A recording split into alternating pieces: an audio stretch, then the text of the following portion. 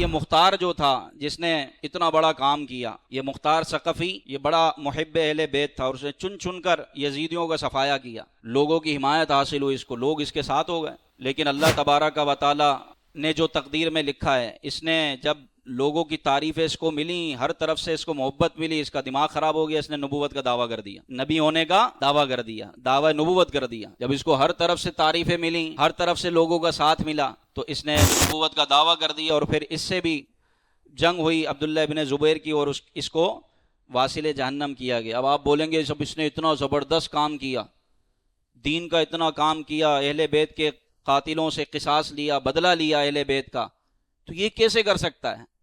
تو اللہ تعالیٰ فاسقوں سے بھی اپنے دین کا کام لے لیتا ہے۔ اور یہ جملہ ہر بندے کو ڈرا دے کہ جو اپنے آپ کو دین کا ٹھیکیدار سمجھتا ہے، ہماری کوئی گارنٹی نہیں ہے کہ اللہ کے یہاں ہمارا کیا مقام ہے۔ کوئی دین کا بڑا سا بڑا کام کرنے والا ہو، لیکن اس کو بھی ڈرتے رہنا چاہیے، کیونکہ اللہ اپنے دین کا کام فاسقوں سے بھی لے لیتا ہے، گناہ گاروں سے بھی اپنے دین کا کام لے لیتا ہے۔